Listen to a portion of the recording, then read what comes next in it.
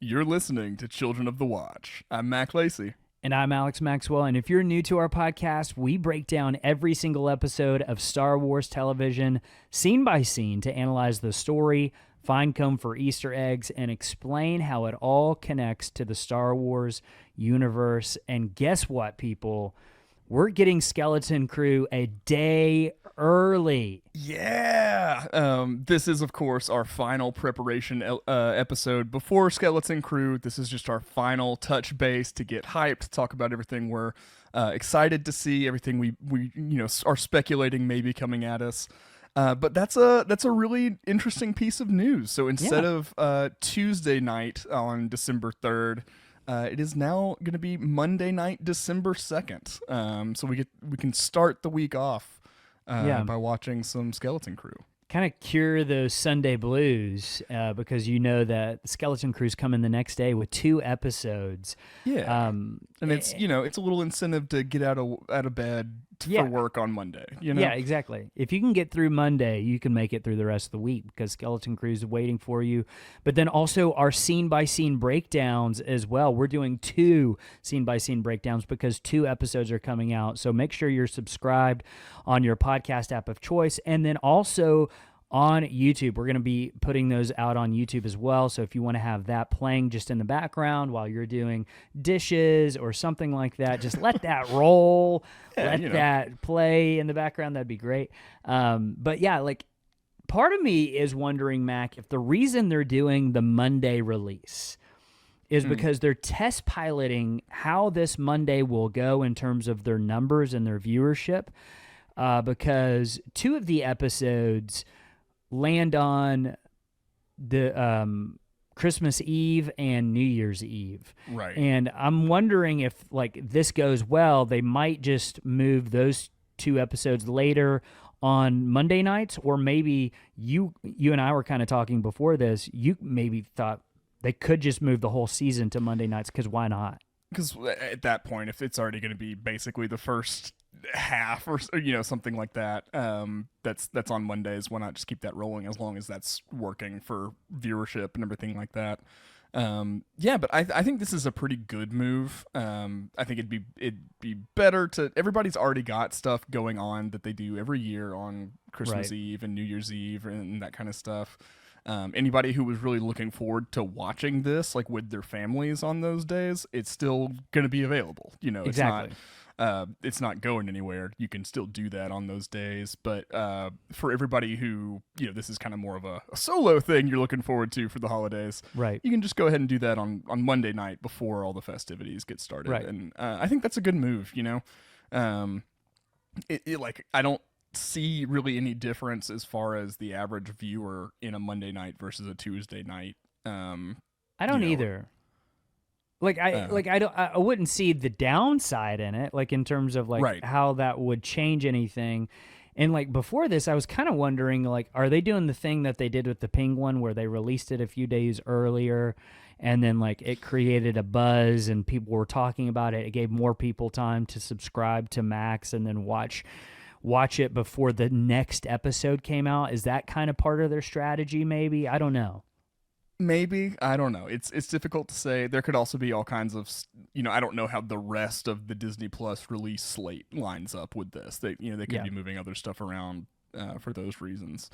But who knows? But I for one am excited to get to see Skeleton Crew a day earlier than I would have normally. So me too. Not only that, they just now, like, my phone just went off while we were recording this podcast on Tuesday. This is going to be out on Wednesday. But they announced that they're going to be doing select screenings throughout the U.S., and they're giving away free tickets to these screenings if you just sign up. So, like, you can sign up and see, like, where a screening might be near you. They're pretty much across all the major cities across the United States. They're going to be screening the first 2 episodes. And, that might be worth checking out if you haven't signed up for those already. But like I'm really loving everything that I'm seeing promotional wise from Skeleton Crew, and really that's what we're here to do, is kind of give you the final prep and predictions for Skeleton Crew before it comes out. Like, hey, what do you need to know going into this, and what are some things maybe to keep your eye on as we watch these first 2 episodes together. And then, of course, we'll reconvene and talk about it all in our scene-by-scene breakdowns. But then that's not all we do whenever we do a Star Wars show. We also have our voicemail hotline episodes, which are so much fun. And not only do we do 1, but we do 2. And you get the bonus one through our Patreon, patreon.com/The Mandalorian Watch. For just $2 a month, you can get access to our bonus voicemail episodes and content. There's so many episodes on our Patreon, but there's also access to our Discord, which is just a fun community full of great people. So you can check that out as well. But we want you guys to call in with your voicemails, with your thoughts and your theories about what's going on in Skeleton Crew. Maybe you spotted something or some crazy idea just popped into your head. We want to hear those things because we love sharing that and having fun speculating with open hands, meaning we're not going to get mad if it doesn't go the way that we thought it would. We're just going to enjoy it along the way and have fun theorizing as we do it. So call into our Skelephone hotline, 205-259-6675. That's 205-259-6675. And you could make it on the podcast. We've actually got some voicemails on this episode as well. Keep it under 3 minutes. If you mess up, hang up and try again, and we'll use your best one. And then, of course, you can follow us over on X, Instagram, and TikTok at COT Watch. And then also on YouTube, look up Children of the Watch. But the best way, guys, to really grow a podcast is by sharing it with your family and your friends. That's the best absolute way to make sure this podcast gets out to as many people as possible is by word of mouth. And we want everyone in on the fun for this show, because the way the creators have been talking about this show, Mac, is like, hey, this is a brand new entry point for a lot of fans. Like, you don't really need to know anything heading into Star Wars, but there's going to be a lot of Easter eggs and clues and connections to the greater Star Wars universe. And of course, that's what we're here for, is to explain all those things and maybe point out some things that maybe you didn't see. And then you guys can do that as well through the voicemail, that things we didn't see as well. So definitely want everyone in on the fun. So please, please, please share the podcast with your family and friends. That will go such a long way. Yeah, for sure. I mean, the show's more fun for us, and I think everybody listening, when we get as many different voices and perspectives, on the things happening on the show as possible. Just because it's so much fun to, examine everything from every single angle. And so just please, share the show, get your friends and family in on it. I think listening to our show would also be more fun for you if you could discuss the theories and stuff with someone in your actual life, Yeah. So, and then maybe have a competition with each other and see who can get on the show via voicemail. Yeah. That's what I would do. Yeah, for sure. But yeah, look for us in all those places. That's how you can engage with us as Skeleton Crew is coming out. We're so excited. But I do think, we've got an episode to do here. Yeah. We've got to kind of touch base with everything we know about Skeleton Crew. We're going to be talking about the development, kind of what we know about the setting and the story and the characters and all that kind of stuff so far. We'll be talking a little bit about our speculations, maybe taking some wild swings at some stuff we think could happen. But yeah, without further ado, I think we should probably start the episode. Let's do it. So let's start with the development, and we're going to move quickly through this part of it, but I think it's important to kind of understand what the show is if you kind of know what the creators were thinking when they were creating it and like what the purpose of the show might be. But John Watts and Christopher Ford are the showrunners, and you might be familiar with who John Watts is because he did the latest Spider-Man trilogy, and so I think that's probably where you have heard that name before. And the inception of the idea actually began during filming of Spider-Man No Way Home, because Jon Favreau was on set. And if you're a Star Wars fan, you know that Jon Favreau's the guy who created The Mandalorian. And really the reason for this podcast and the reason you're listening to us right now is because of that guy. Yeah, and he's even voiced a lot of in-universe characters and stuff. Pre-Vizsla in the Clone Wars, Paz Vizsla in The Mandalorian. Yep, just incredible. So important figure right now. Yeah, and so he actually asked John Watts if he was interested in directing Star Wars, and I'm assuming he meant like a Mandalorian episode or something like that. And then I think out of that conversation, Skeleton Crew was born. And so Yeah. actually, it wrapped filming in January of 2023, and it was originally slated to come out last Christmas, so kind of Christmas 2023, but it was pushed back to this year. And I think all that had to do with the reshuffling of how many Star Wars shows, how many Marvel shows are they making, with Bob Iger coming back into power in Disney. And I think a lot of things were just reorganized, and Skeleton Crew being pushed back a year was part of that. There was also, multiple strikes in the entertainment industry that I'm sure had some kind of effect on scheduling. I know that, basically every studio's slate had to get really shuffled around. So it may have just fit in better at this point in their release schedule after kind of having to shake things up. Yeah, and it seems like they really wanted this show to be like around Christmas time, right? Like, like they probably could have released this like in like February or something, but it wouldn't have been as special, maybe. Right. I definitely think they're wanting to capitalize on the family feel, not as in like it being a kid's show or anything like that, like how family entertainment can sometimes have that connotation. Right. But like focusing on that intergenerationality of Star Wars and something that, grandparents can sit and watch with their grandkids, and everybody's getting it and on board, and everybody even has nostalgia for it already at that point, Exactly. I think they're wanting to capitalize on that. So I definitely think they were always kind of intending it to come around the holiday season. Yeah, and I do think just based on all the promotional footage and stuff that we've seen so far, which has been a ton in the last few days, it looks like a really, really good show. Like in terms of the CGI, I think it maybe gave them a little more time to breathe and build and do a lot better job of CGI and stuff.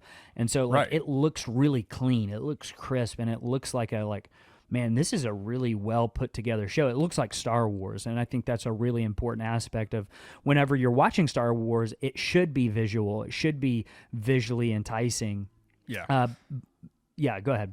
Oh, it looks closest to Andor in terms of production style to me. In both, it's like I think it's relying heavily on practical effects and settings and things like that, but also just the care and attention to detail for the CGI shots and making sure everything really is blending and making sure this world feels inhabitable, They even did some matte paintings for this to make it feel kind of like, Return of the Jedi or something like that. Like they're going old school on that. Between House of the Dragon and Skeleton Crew, I'm excited for matte paintings renaissance in the entertainment industry, because I love matte backgrounds and stuff like that. I think how do we buy one? We need to buy one of those. Well, you'd have to have like a warehouse to store it in, because it's it's huge. It's like the size of an entire wall.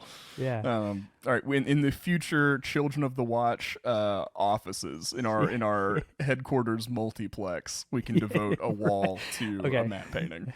Perfect. Yeah, I just think that's so cool. But the series itself is heavily inspired by Amblin coming-of-age films. And a lot of the interviews that I was listening to, some by our friends from the Resistance broadcast, which will be on with them for episode 3 of Skeleton Crew. Definitely check out their coverage of that stuff. It's all good. They're so fun. They were mainly inspired by the Goonies and E.T. Those are the two that they keep coming back to in terms of like major inspiration. And they even like made the kids like watch those two movies together so that they could get like an idea and the feel of what they're trying to go for. Yeah. Which I thought was a really good idea. But like the two things about those movies, I feel like those are not kid movies. They just happen to have kids as the star of it, and I think that's what they're going for this show. This is not necessarily a kid show. Like kids can watch it, but it's like Stranger Things where the kids are the star, but like everybody can enjoy it. Yeah, absolutely. I mean, that's kind of become it's having a moment in the cultural zeitgeist right now. I think Stranger Things is largely, to blame, not in a bad way, but I think it is the cause of that kind of resurgence of that trope. But that's definitely something in the zeitgeist right now. It's kind of come back around from the 80s. Everything trope, media trope wise is a big cycle.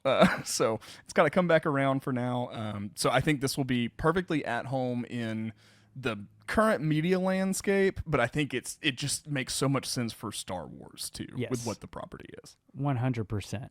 And then Watson Ford also went back and watched old pirate serials from the 1930s and 40s as inspiration, which I think that's a huge deal because, one of the inspirations for the original Star Wars was the Flash Gordon serials from the 1940s and stuff. So like they're basically trying to go back to that well, but a different well, an adjacent well, if you will, to kind of pull from the same vibe, but a different thing. And I think that's really, really cool. And it kind of gives you an indication of like, okay, I think I know what this show is going to be like, and it's going to be like that.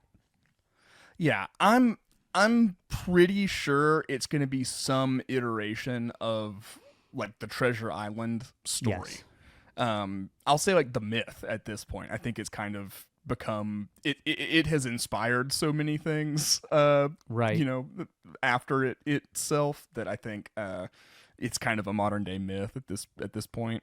I think the show will follow some of those story beats and setting things and character things, but I'm sure it will subvert our expectations in some very pleasant ways. So that would make I feel like that would make Jude Nawood, which is Jude Law's character, kind of like it's not Billy Bones. It's who's the mentor pirate, but also is kind of bad, kind of good. So I'm just gonna say the cyborg from Treasure Planet because I remember his name. I can't actually remember the real character's the archetype's name. Treasure Island. Come on. Too bad there's no way to. It's not Captain this Flint. Information out. No, I don't. It's not Captain Flint. Think so. It's.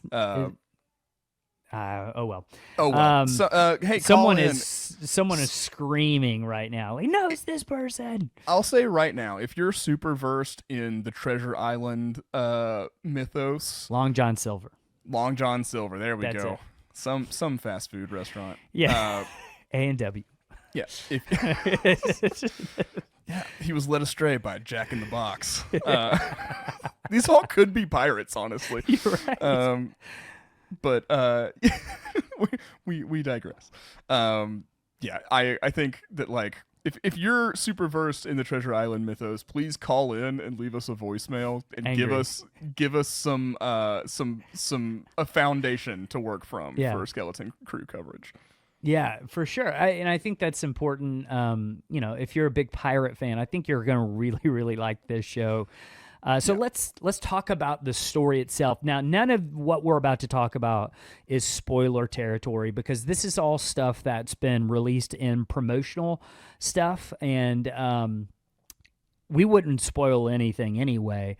But I would say even if you're like kind of hesitant, even on the promotional side, Disney Plus never really spoils anything about their shows.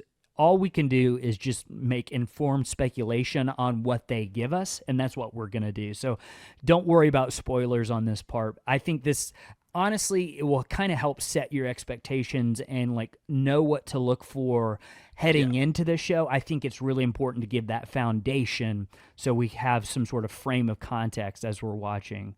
So this is actually the synopsis of the story. Star Wars Skeleton Crew follows the journey of 4 kids who make a mysterious discovery on their seemingly safe home planet, then get lost in a strange and dangerous galaxy. Yeah, seemingly safe, huh? Seemingly safe, I think, is a big key thing there. If you've listened to any of our speculation on the show up to this point, I think you'll know what we're alluding to. But and we'll talk about that again. Of course. Yeah. Finding their way home and meeting unlikely allies and enemies will be a greater adventure than they ever imagined. So the character names. Who are the characters? We've got Wim, we've got Fern, we've got Neel, KB. Neel is the blue elephant-looking Ortolan, but he's not an Ortolan. I got a theory on why that he's not an Ortolan. And why that needed to be something that they specified, Seems like a weird thing to really go out in public and be like, oh, we got to make sure we clarify this. It seems like there's a clue there, potentially. And then, of course, Jude Law's character is Nawood, and I've got a theory on his name too, because I've had some people like ask me like, that's kind of a weird name. Yeah. I've got a theory on that I want to share. I think his character is a swindler. He's a con man. I think he's a pirate type character, and he goes by many names. In fact, one of the names that the creators revealed that he goes by sometimes is Crimson Jack. Which I think that's like his pirate name. Of course, yeah. Which is a really cool name. And it's perfect too. I love that. Yeah. I think he is giving them a fake name off the top of his head, and he says Na, and he waits too long, and then he says Nawood, and one of the kids goes Nawood. What? Yeah. And that just becomes his name. And that's just what sticks. Instead of Nawood. He was just trying to think of his name. I think that's what I could be totally wrong. It could be like an Obi-Wan Kenobi, Qui-Gon Jinn type name, but I think you're onto something there. I could definitely see that specific thing happening. I think that's super plausible, but I think it's almost a given. I would be super surprised if Jadna Nabwood ends up being a completely benevolent character. You know? Yeah. Like, I think it's almost a certainty that there's something up with him. He's pulling some kind of con, some kind of scheme. There's something going on that we don't quite know. That's almost a certainty in my mind. Let's just talk about him. Let's camp out on him for a second, because we're already talking about him. Why not? So, he goes by one of the names Crimson Jack sometimes. So I think he's a pirate, or at least, at the very least, a con man of some. He changes his name a lot. Yeah. The kids think he's a Jedi. Yeah. But I don't think he's a Jedi. Just based on the way he acts, I don't even think he was a former Jedi, honestly. Like, I don't think that he was a Padawan or anything like that. I could be totally off base here. Go ahead. I personally think it would be a really interesting story if he was a Padawan. And he maybe, like he was a Padawan during Order 66. Somehow survives. He goes into exile, but like, instead of camping out on Tatooine or Dagobah, he's a kid still. Like, maybe he's really young and doesn't really know any better, and he just becomes a pirate. I think that story of like what happens when we all the Jedi we see survive the purge, like Kanan, Cal Kestis. They're all keeping a low profile and everything, but they're still doing good and being heroes and all that kind of stuff.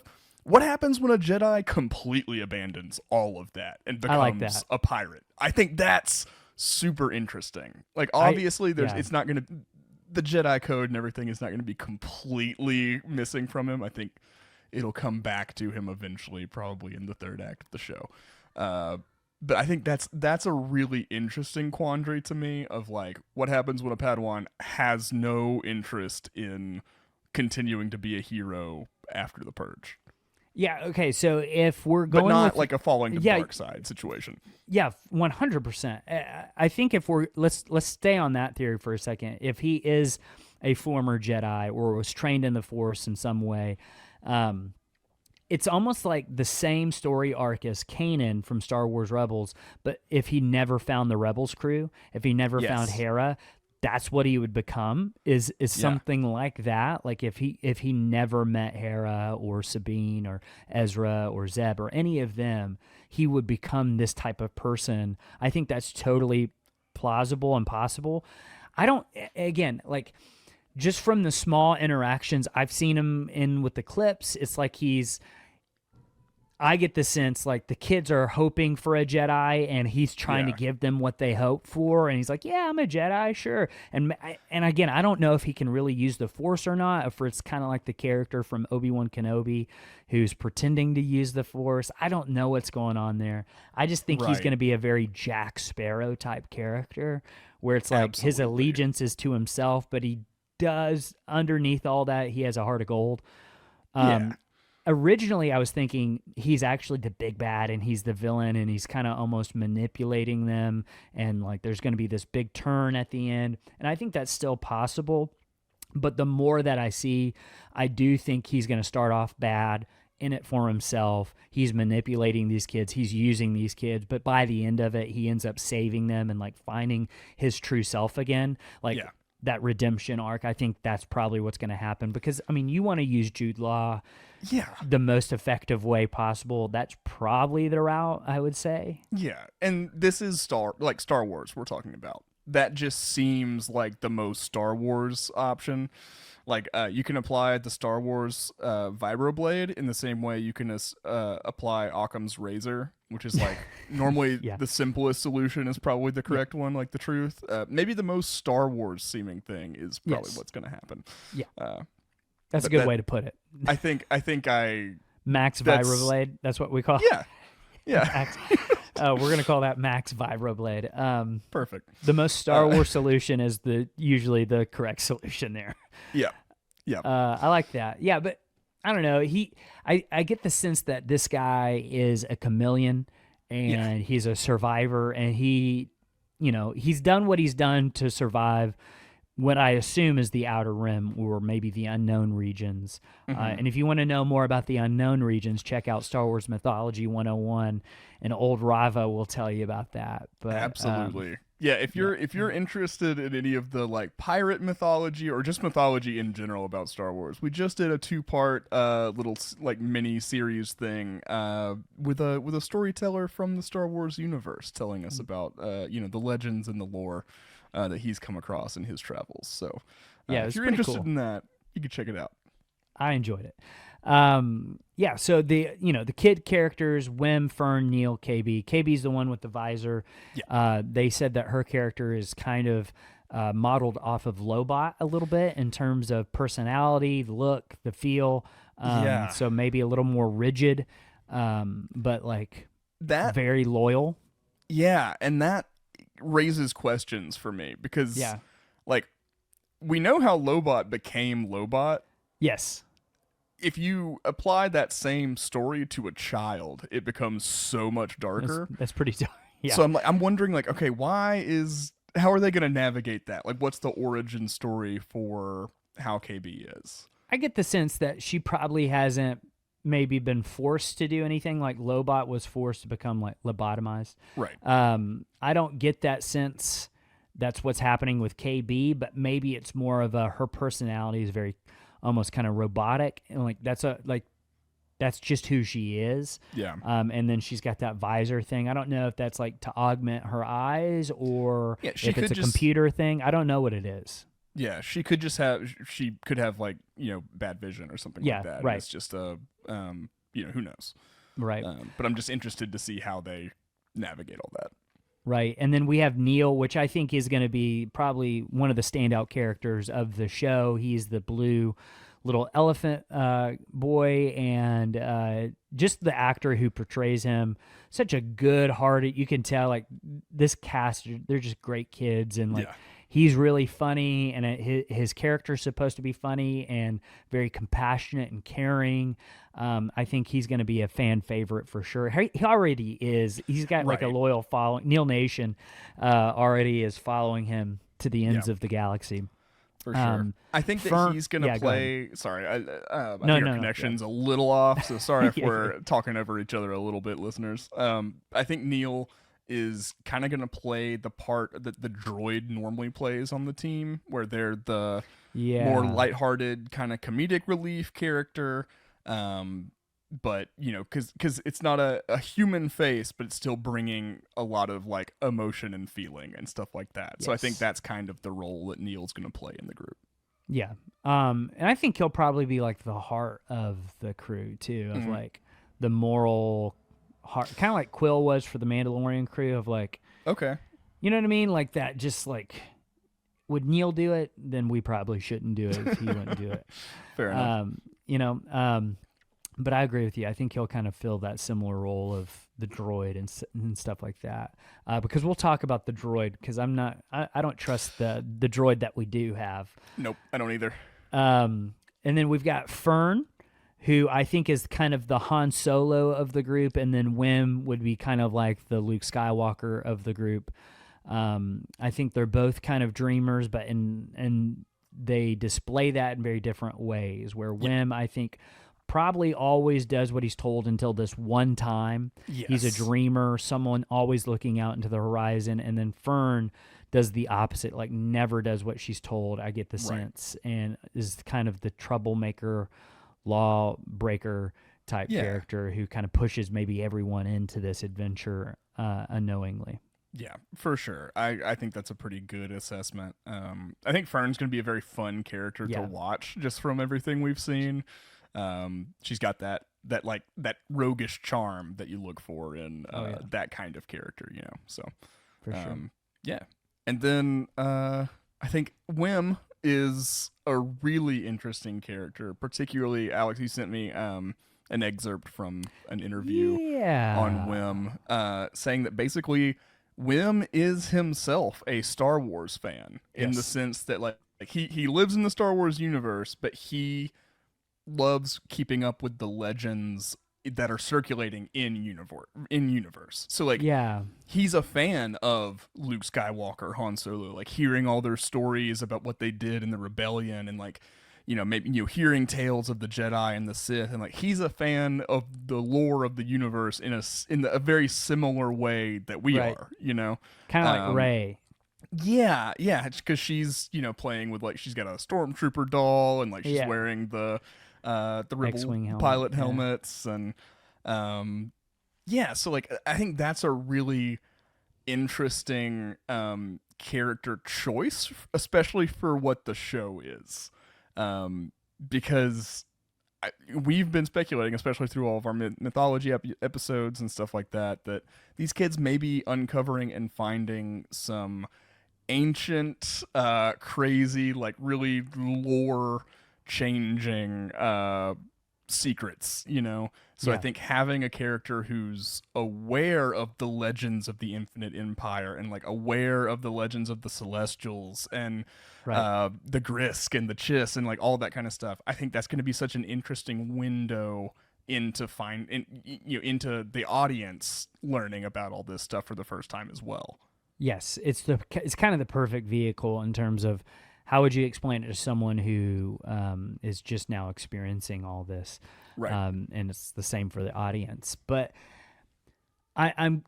there's a couple of clips where like even Neel and Wim are pretend playing with lightsabers, and they talked about that in one of the interviews of like they make the wrong noise when they play with it because they've never heard a lightsaber before, so they don't know what it sounds like. They've just heard stories of Jedi and Sith and stuff like that. Yeah. Now I'm wondering if they've actually ever heard of Luke and Han and Leia, because I'm wondering if because I think, and we're about to get to the planet, I think this planet has been isolated from the rest of the galaxy. Yeah. So I'm wondering if all the stories that they've heard are like of ancient Jedi and ancient Sith, which will lead to like, okay, this is really cool. And I think me and you and the podcast audience are going to have a ton of fun discussions of like, who are they playing as? What stories are they doing? Because I think that actually leads to like learning a lot in terms of like what they're playing and the myths that they tell each other. Yeah, for sure. Since you already brought it up, let's just talk about their home world for a little bit, and maybe some of the things we think might be going on. We've been speculating that there is something extremely off about a lot of the details we've received about their home planet. Yes. Are you in agreement on that? I'm in agreement with that, and then there's also some clues from the trailer as well. Yeah. So let's start with the home planet name that they're coming from. This is the suburbia-looking planet that looks like suburb America, 1980s. Just slightly spaced up a little bit. Yeah. So, and I think there's going to be an explanation of why it looks like that in the show. And I'm going to get to that in just a second. But we actually know the planet name from the interviews, and it's At-Attin, which they were asked, like, does that have any play on At-At? And they're like, actually, that was not supposed to be a connection, but it might have been, like, subconsciously a thing. So it's At-Attin, and it's been described as had once been the crown jewel of the old Republic. That's such an interesting thing. Right? That's super. Yes, So, especially for me and you, because we love. right, we've never heard of it. If you know us, we love Knights of the Old Republic. It's like one of the things that got us so hardcore into Star Wars. Right. It's part of our origin story. Okay. Yeah. And yeah, we've never heard of this planet. Yeah. So like they're either really shaking up some things, like establishing some lore in the Old Republic era. It's going to be news stories because one thing we have to consider is that a lot of the stories about, or all of the stories about the Old Republic pretty much right now are in what we refer to as legends in Star Wars, which means, it was stories that came out before there was an effort to make a unified timeline for Star Wars, and we call that unified timeline canon. Yeah. This is just for anybody who's jumping on this episode in anticipation for Skeleton Crew. But so all of the Old Republic stuff falls under legends, which means it's all up for grabs to be changed. Star Wars does have a long history of bringing things, ideas, characters, places over from canon or from legends into canon, and just changing slight things to make them work with the rest of the timeline and the events already going on. So it's a lot of stuff from Legends makes its way over into canon eventually, kind of basically the same. Thrawn, Grand Admiral Thrawn in Rebels and the Mandoverse is a great example of that. He's largely pretty much the same character with a lot of the same beats and stuff like that, but they've put him kind of in a different setting, different time periods and things like that, just to make him work with the events that are going on at large. All that to say, this could be they're establishing brand new, never heard of lore for the Old Republic in canon, which that idea is exciting in and of itself. I'm like, I just want the stories. Like, give me the stories. Because it's an indication they're dipping their toes into that era. Right. Exactly. So I think that's, if that is the truth, if that's the way that they're going, like there's nothing more than what's written in the text of had once been the crown jewel of the Old Republic. And that doesn't necessarily mean capital or anything like that. Right. There's a lot of different cities that have been referred to as like the jewel of whatever kingdom or whatever that might not be the So it doesn't maybe have to be like a Coruscant replacement or anything like that. Sure. But in my opinion, if this is a brand new thing described in this prominence that we've never heard of, to me, that points to some kind of subterfuge going on. Interesting. So like either that that's what they know of, like they think their planet had once been the crown jewel of the Old Republic. This is like an on-world history that they know. Okay, yeah. Because some of the speculation we'll talk about goes, just to give everybody a basis, goes into like 1984 territory. Like this is some kind of surveillance state, or there's some kind of secret on this world, or something happened on this world that they're making sure doesn't get out to the rest of the galaxy, or maybe this isn't even in the rest of the galaxy, or there's so many different options like that. But I think if you're giving somebody a fake alternate history, why wouldn't their planet be the crown jewel of the Old Republic? That's interesting. I hadn't considered it from the inside looking out. I was considering it from the outside looking in. But you're right. Like, if nobody has ever heard of this planet before in the Star Wars universe, how could it be called the crown jewel of the Old Republic? Now, I mean, the Old Republic era back in Legends was 4,000 to 5,000 years before the movies, right?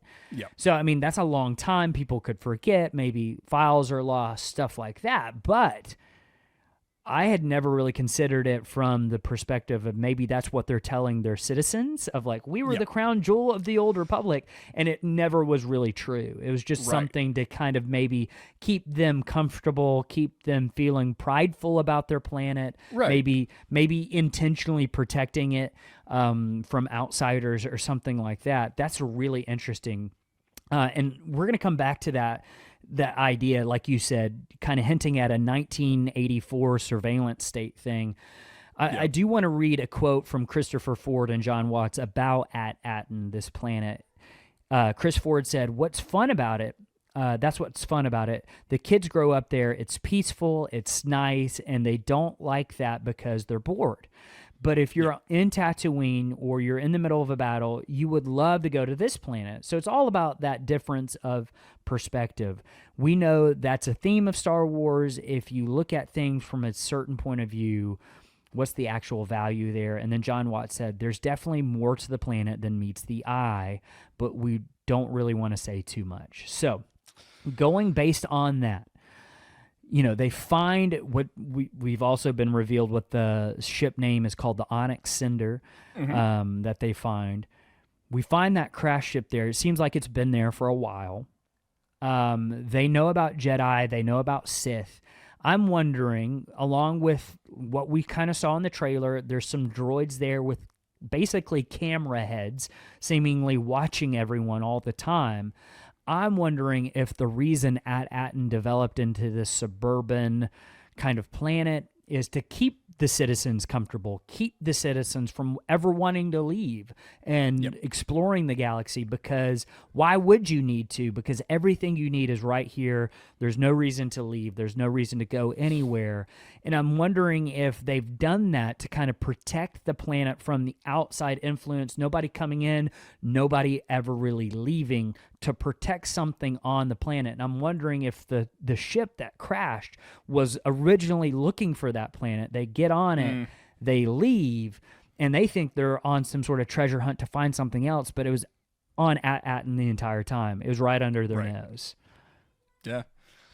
Yeah, I think that's a very intriguing thing. I think that could definitely be kind of how that goes. I know something like that is up. Like we've both just had too many hairs on the back of our necks stand up because of looking at their home planet.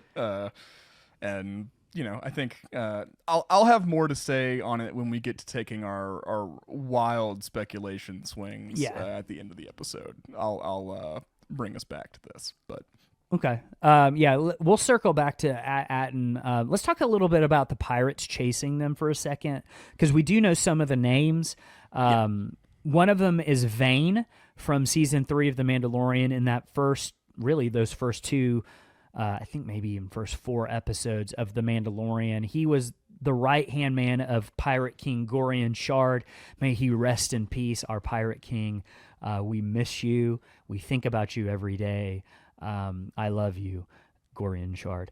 He was the one that gone looks like, but not forgotten. Yeah, he's the one that looked like Swamp King or the Swamp Thing. Swamp Thing. I'm sorry, a Swamp King. He just had like moss hanging off of him. He was so cool. He sounded cool. He had a cool ship. He had a cool theme too. Really cool theme. Vane was his Nikto right-hand man, and he actually made it away.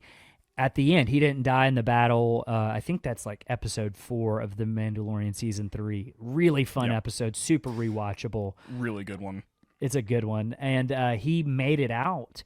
So that kind of gives you an indication of when Skeleton Crew takes place. It takes place after season 3 of The Mandalorian, because Vane made it away from Gorian Shard. And I think he would be with Gorian Shard beforehand, if it, you know what I'm saying? So that kind of gives you an indication of when this takes place, but it seems like he's picked up a new crew or a part of a new crew, because we've got Gunter, who is played by Jamil White, who is probably best known as Steve Urkel from Family Matters. Really cool to have him in there. But then also the coolest, I think, is Captain Brutus, who is the Wolfman pirate guy. He's really, really cool. But what's interesting is they included SM-33 on the list of pirates. And I don't trust SM-33. If you look at his name, Mac pointed this out a couple episodes ago. It's Smee. Yeah. So if you're wondering, maybe if you've looked at any of the posters or anything like that, SM-33 is like the weird droid who's always kind of behind everything. I suspect that he goes with the ship, maybe, and he's some kind of, like, he's basically the first mate to the ship.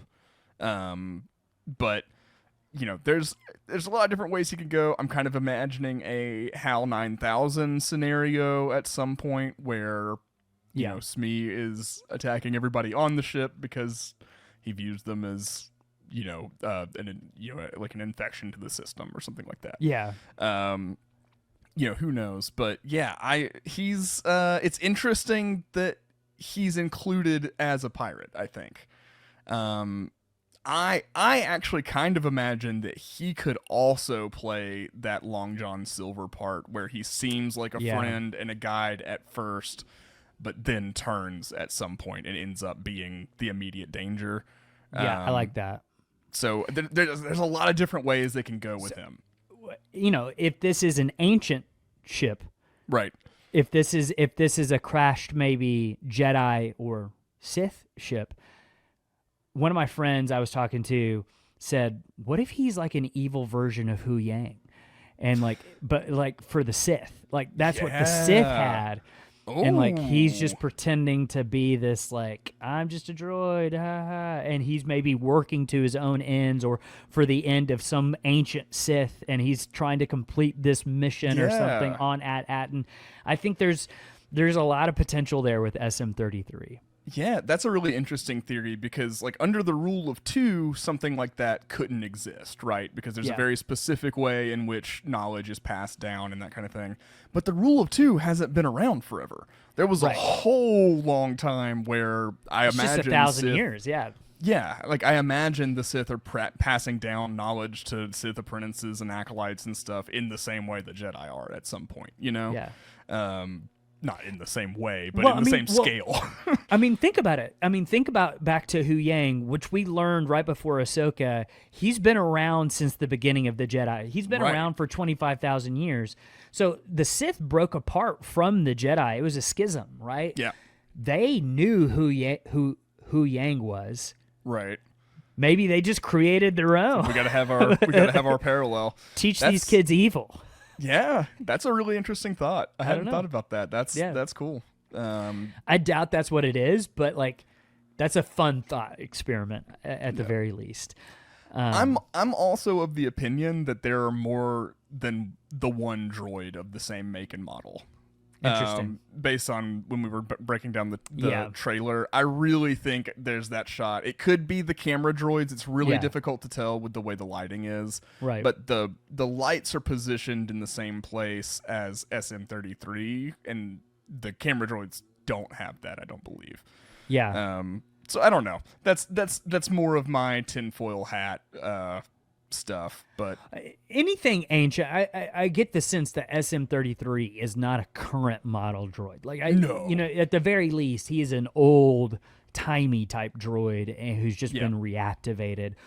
And to what does that mean for the kids? What does that mean for the adventure? We don't exactly know yet, but he's definitely someone I would kind of keep a wary eye of, just like Jude. Like I don't think you can completely trust this character. He's voiced by Nick Frost. You know him from Hot Fuzz and stuff like that. A very popular guy. But a couple other things included in the show that I thought was super interesting. Teak from Battle for Endor is in the show. One of the other species from Endor is also going to be in the show. So that might be another, along with the holiday special, that might be something to rewatch before watching this. Fuzzball from Captain EO is in the show, and Captain EO was one of like the Epcot theme rides. Let me give a brief diatribe on Captain EO, if I may. Yes. It was a joint effort between George Lucas and Michael Jackson. I'm assuming probably Michael Jackson's record label or whatever at the time. I don't know. It might have been him. I mean, who knows? It could be. Michael Jackson does indeed play Captain EO, who is I would say like a Han Solo type character. He's, a space captain and all that kind of stuff, but it's like, it was a permanent, attraction at Epcot, and I think somewhere in maybe California. It may have just been Epcot. But a permanent attraction there. And so it was just like, you could only see this movie, and it wasn't a feature length movie. I think it was like a half hour or so. Yeah. Oh, I think it might have been Longer. a little longer, maybe 20. I don't know. I've seen it at some point. Not actually. I've been to Epcot several times when it has been there, and I have never once seen it at Epcot. I think I've watched it on YouTube or something before. But yeah, it's a really interesting piece of George Lucas lore, in my opinion, because there's a lot of ideas that he didn't get to put into Star Wars stuff that he does in Captain EO. I think he plays into his own influences even more with the Captain EO stuff. It feels like a weird marriage between Star Wars and Willow. Yeah, a little bit. It also kind of reminds me of like even it's like the sci-fi that Star Wars almost made extinct. Like I'm thinking of movies like Logan's Run and stuff that. The more Star Trek inspired idea of the sci-fi future. It's almost more inspired by that than like everything that Star Wars is, which I think is an interesting. So does that make Captain EO canon? I don't think so. I don't. Okay. I mean, it's a Star Wars story. It takes place in a pocket. Yeah, I think solar system in the. I wouldn't be surprised. I wouldn't be surprised if Wim has watched a Hollow Net drama about Captain EO, something like that. I think that may be possible. Interesting. Okay, so well, I mean, those are just little tidbits about the show. We've talked about Jude, Nawood, SM-33. What's going on with the planet, the characters, the pirates. I think it's time just now to throw out some wild speculation on our part, and then we want to hear from you guys, some of the voicemails, and your speculation on what's going on with Skeleton Crew. I'm going to just throw this out there, absolutely no basis, except for one little clue. I think Lando Calrissian, actually there's two clues. I think Lando Calrissian will be in Skeleton Crew. And let me tell you. Well, first of all, let me just say I think this is very credible. Like okay. I'm well, thank you. This doesn't even seem crazy to me. Well, thanks. Well, I mean, you've been podcasting me for over 5 years now, so it's just like part of the course for you. You're like, yeah, that's pretty tame for Alex standards. But yeah, Lando being in the show, number one.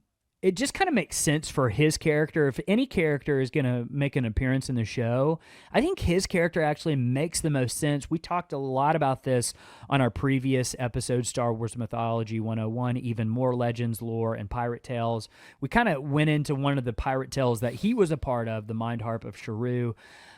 He's more of the buccaneer, explorer, swindler, con man type, kind of like Nawood. Very similar vibe, I think, there. Except he's a lot more smooth and clean and well put together than Jude would be. Right. But if you look at Jude's shirt, he is straight up wearing Lando's shirt from The Empire Strikes Back. It's the same shirt, to the point where I'm wondering if he has stolen something from Lando. Like, I'm not even joking here. I wonder if he has stolen Lando's wardrobe or something like that. Like at one point we're maybe seeing Jude's stuff and like just all these elaborate capes that he never wears or whatever. You know what I mean? It's like, is that your stuff? And he's like, yeah. You know what I mean? Like I acquired it a while back. Exactly. Won it in a card game or whatever, you know. Something along those lines. Or maybe he's even like portrayed himself as Lando to someone, like he's told people he's Lando, kind of like Ezra would tell people he's Jabba the Hutt, you know, like stuff like that. I don't know if there's something like that going on, but there's also a very specific shot in the trailer where there's a very, very nice looking ship kind of hanging over a platform, and it reminded me a lot of the design of the Lady Luck, which is Lando's ship from Star Wars Legends, from the EU, the expanded universe content. There's just something in me that's saying he's going to be in this show. Now, I could be totally off and he's not in the show, but if there's anyone who's going to show up, I think he's someone to look out for. And then I'm going to throw out another name, and I don't know why this just kind of hit me. I think it was in one of the interviews with the kids. The kids said they met someone really tall that they loved. And I was like, interesting. Chewbacca.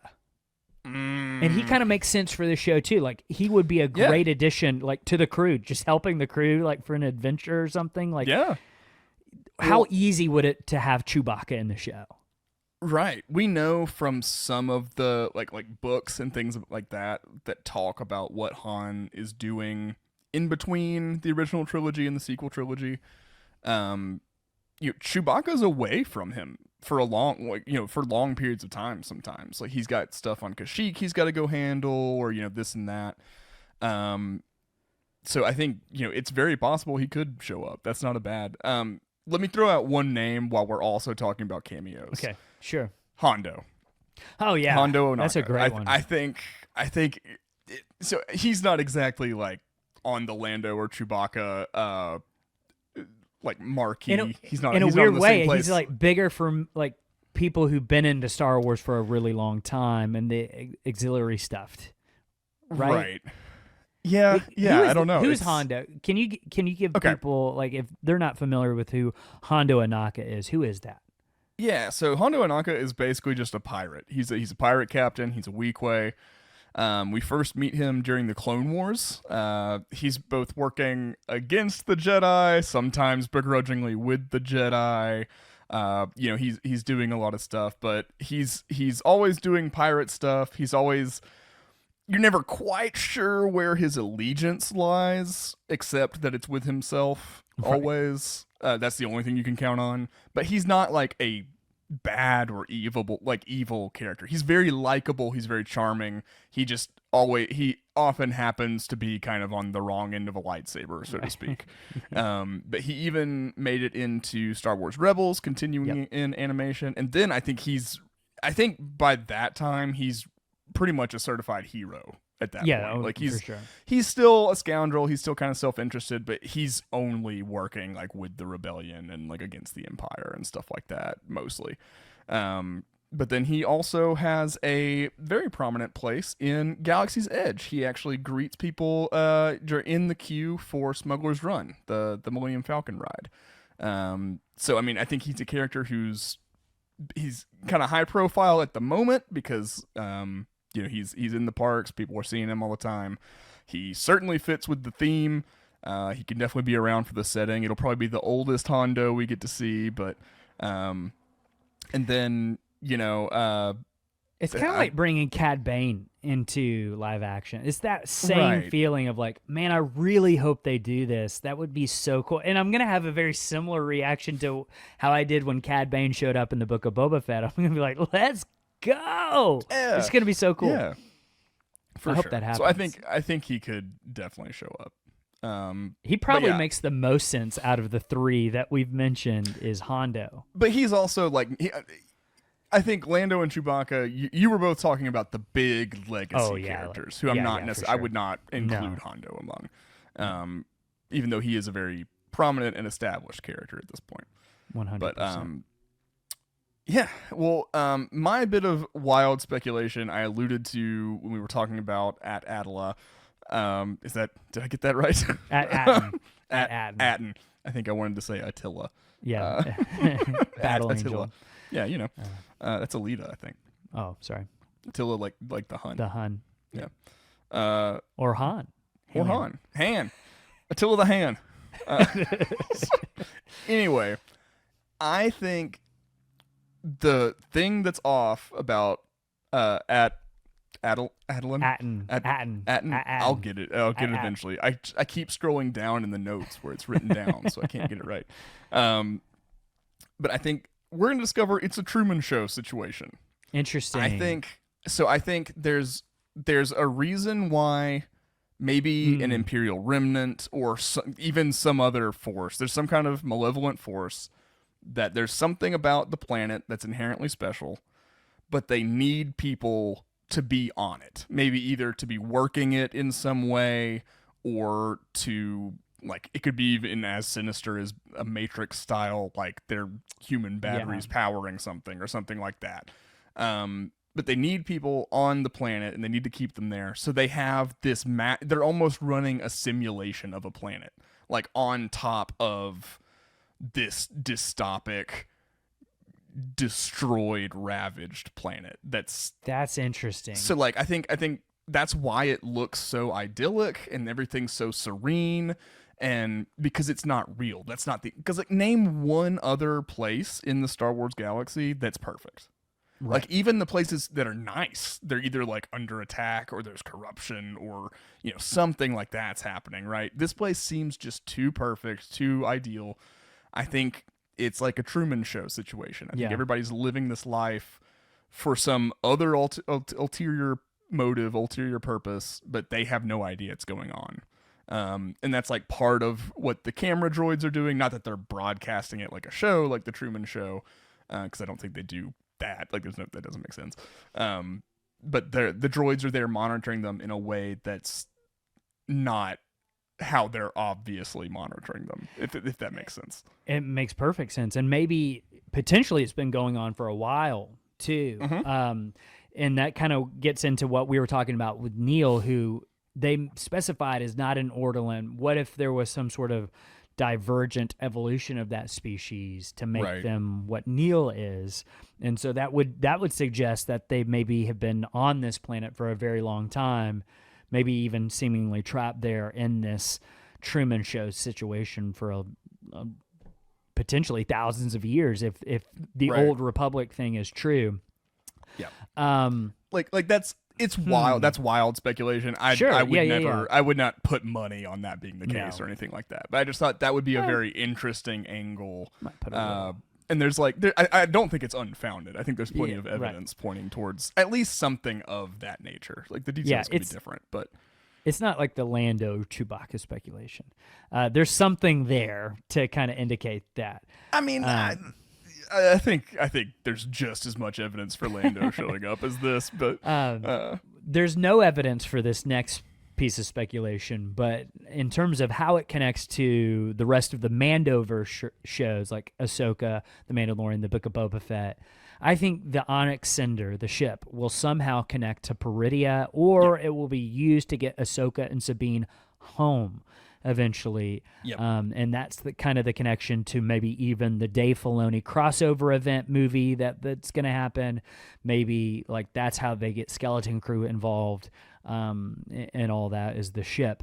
But with all this talk of the old Republic and then the kids also playing like Jedi and stuff like that, it made me wonder maybe, and this again is speculation, maybe there's a Jedi or Sith tomb on At-Attin, and we're going to see it. Maybe even some possible connections to what Thrawn may be planning.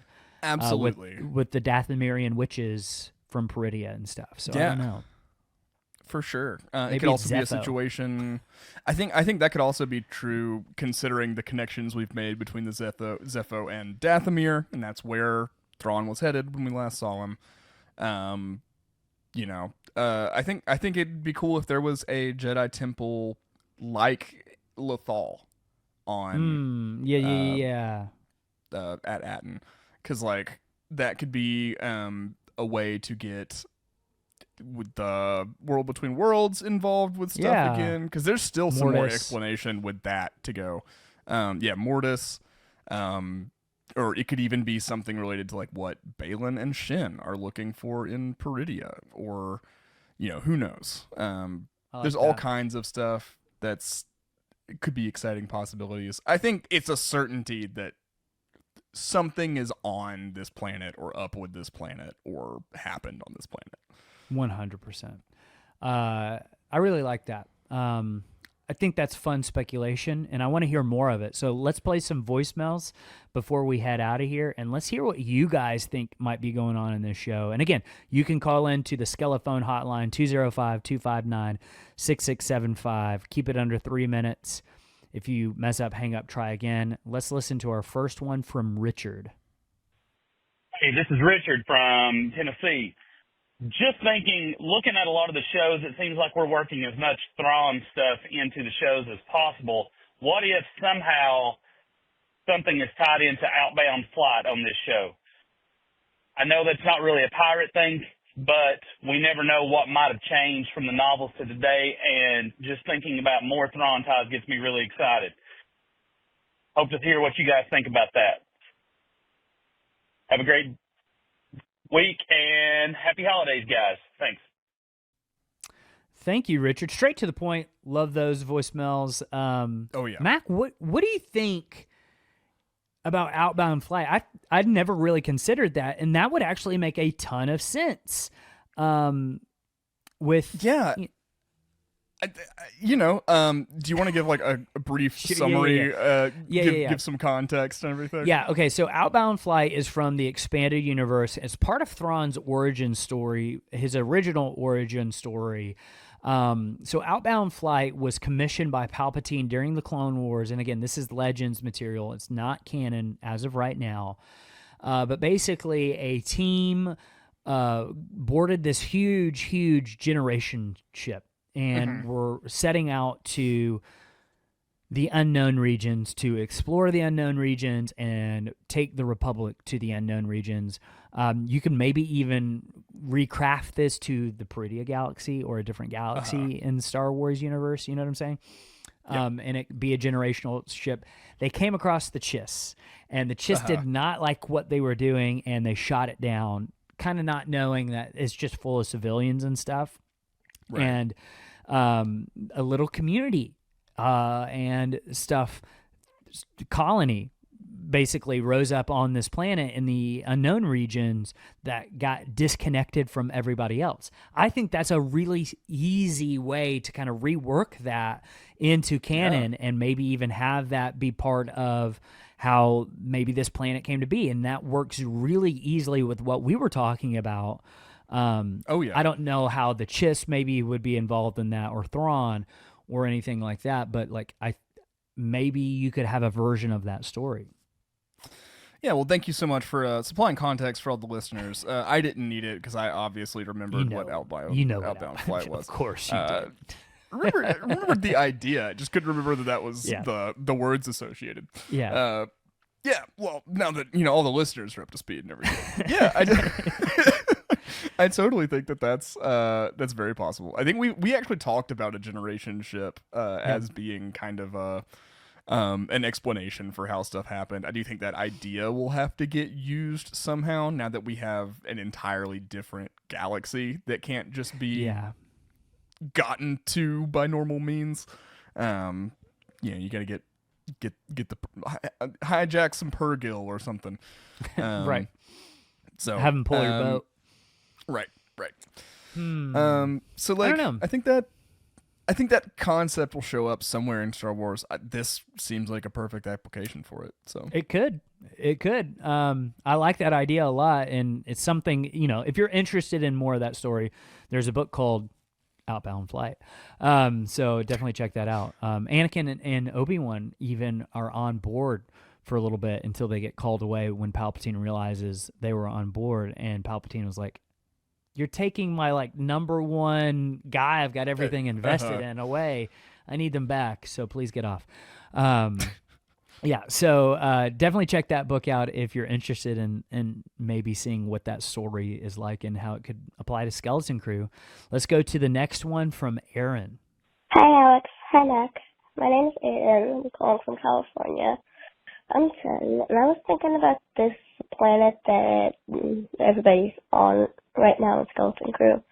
What if it was sort of like this thing in Wonder Woman, and like the Themyscira thing, where it's just closed off from the rest of the world?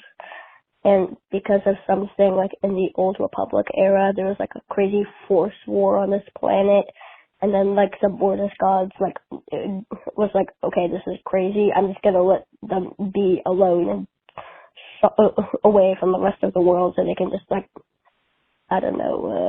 relax and recover from that. And maybe that everybody's weirdly force sensitive, and the Empire rediscovered it and they kept it hidden because that's why it might be hidden in a nebula or something. Or maybe that's what the pirates want. They're gonna sell it to the Empire or Moff Gideon or something to use the kids' blood as cloning as a thing. Also, Skeleton Crew's coming out around my birthday, and it'd be a really nice birthday treat if you could put me on the show. Bye. Happy birthday, Aaron. Yeah. Happy birthday, buddy. That's great stuff. I mean, like, yeah, that's like top tier Children of the Watch type speculation from Aaron. He love could take our job. Yeah, for sure. So one that all kinds of cool ideas, lot of them. One thing I thought was particularly interesting was like maybe something happened on this world, or there's something on this world, something inherent that like everybody on it is force sensitive. Yeah, that's really cool. And because that could be why they're needing to matrix everybody so that they don't realize they have this innate power. And like in that case, that could be something that the New Republic was doing. Like, I don't even think like an Imperial remnant would have to do that. I think that's something that would be scary enough to even the New Republic that they could be the ones doing all that. Oh yeah, for sure. So I don't know, that I thought that was really interesting and would definitely, explain why all these people needed to be matrixed, I like that idea a lot. And then, of course, like, I like Aaron's idea of maybe even tying that into the cloning aspect of, like, trying to, because we know, like, it's all leading to Snoke and the First Order, and Grogu is tied to that somehow with the blood and all that. We saw that in season 3 of The Mandalorian. I like where you're trying to make those connections, because I think that's important of, like, okay, how are we still getting there? This might be one of those missing puzzle pieces. We'll just have to wait and see. But I really like where your head's at, Aaron. I like it a lot. Yeah, wonderful call. Please call back. Yes. Yeah, for sure. Thank you, Aaron, and happy birthday once again. Let's do one last one from Alfredo. Hi, Alex and Max. This is Alfredo in Connecticut. I love that we have the Skelephone now. I'm relatively new to Star Wars and loved your show, and have gone back to hear some of the catalog of some of your early Mando coverage and stuff that's happened since. And this is the first time I'm actually really caught up before a new show and listening to your trailer breakdowns and your predictions, and honestly hearing how hyped you are for this show has gotten me excited, and learning why you're as excited as you are is great to listen in on. A couple thoughts I wanted to share. One, the phrase "a galaxy far, far away" implies there's a storyteller outside of the regular Star Wars universe, and maybe it's always been assumed that it was our own regular Earth, but maybe the storyteller's in the pretty galaxy, like you had mentioned in one of your episodes, and that's where this story is coming from, and the Star Wars legends come from that universe. Secondly, the trailer gave me major Jumanji vibes from the Robin Williams version in the 90s, not the new stuff, where young Alan Parrish violates multiple OSHA regulations by entering a construction site as a child and digging through this muddy wall to find this mythical item, right? As we kind of saw a parallel scene there in the clip. Anyway, that came to mind. Thirdly, my prediction for a fun cameo appearance in this series is Fee from the Bad Batch. Who wouldn't want, that treasure hunter trying to find her own way into that treasure room? So, prediction there. And then lastly, I just wanted to say thanks for plugging Oysters, Clams, and Cockles during your Acolyte coverage. I listened into them and have been hooked on their podcast as well. Those guys are doing a lot of great stuff with the non-Star Wars TV. And lastly, while I close here, I wanted to thank you guys for the effort you put into this podcast. I know it's a labor of love, but you are one of the big reasons why I have gotten hooked into Star Wars, pushing 40 years old here, and kind of coming in with some might say late in the game.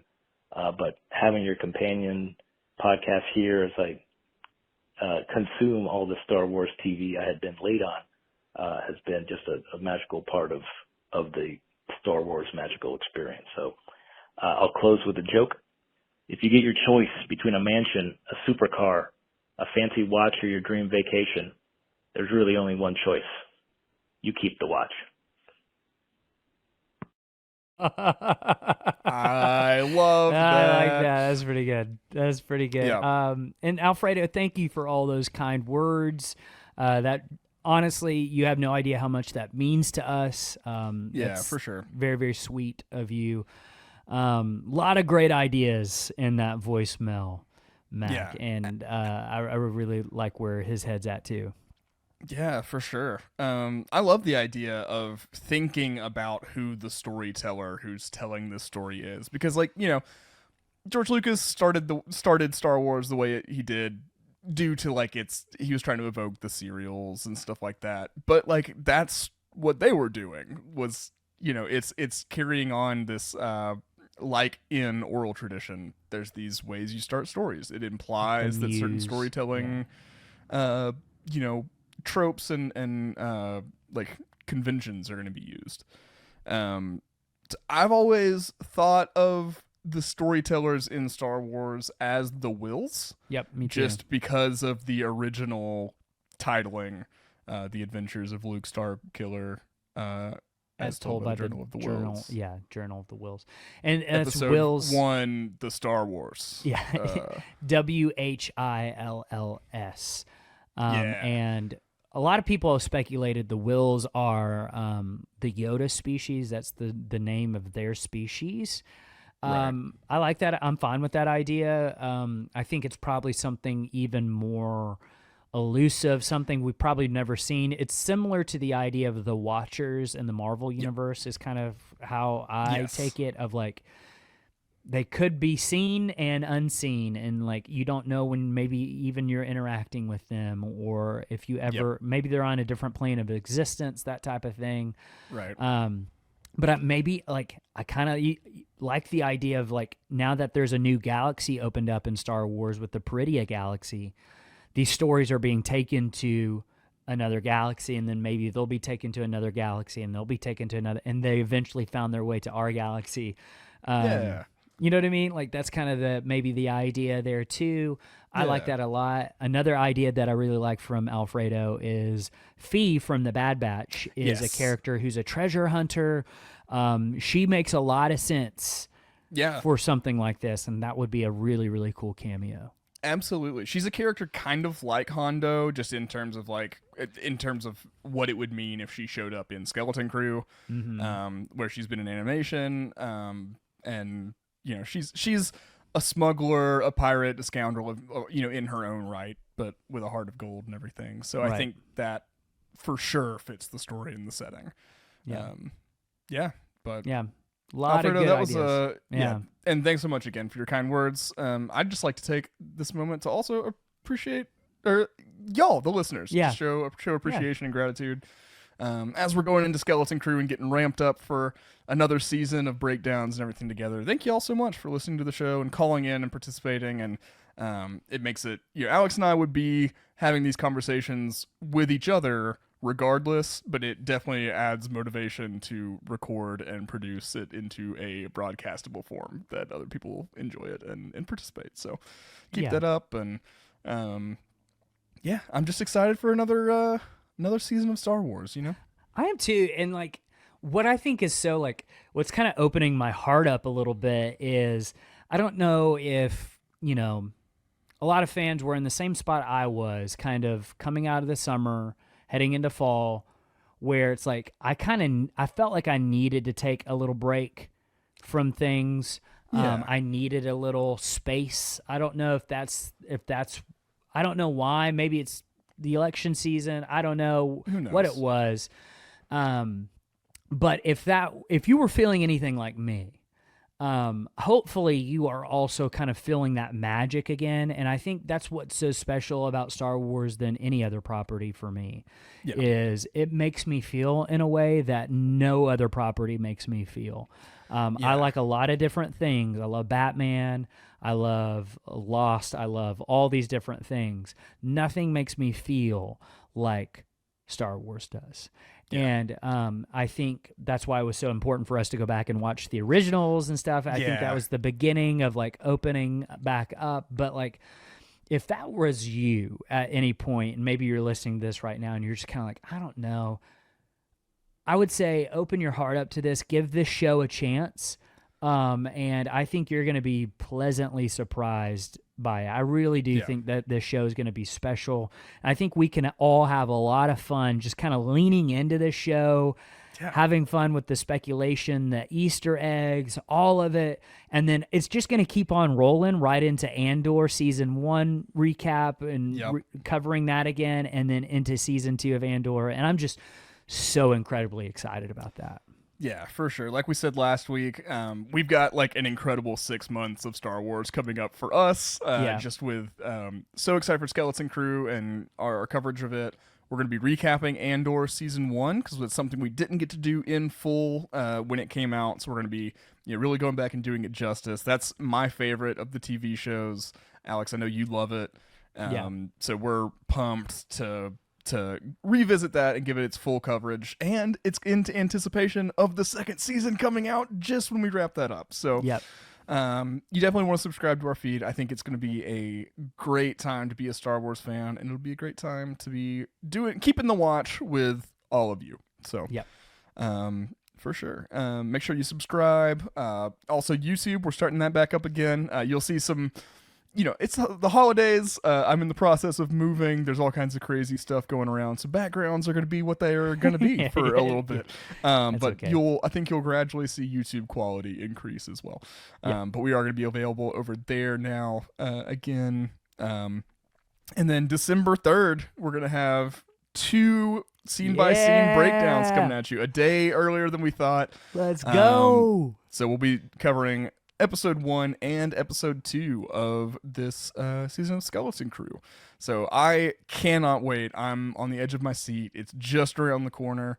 And I really hope that, we'll see all of y'all there in that first Skeleton Crew episode. Absolutely. And then don't forget to call in with your thoughts and theories. The Skelephone hotline one more time is 205-259-6675. Sign up for Patreon if you want more episodes in season for our bonus voicemail episodes, just $2 a month. Come on. It's going to be a lot of fun. I am so excited. And keep your eyes on the feed, on the podcast feed. We might got a little special bonus episode coming out a few days before Skeleton Crew comes out. We love you guys. Can't wait. For sure. We'll see you when episode 1 comes out of Skeleton Crew. But until then, keep the watch.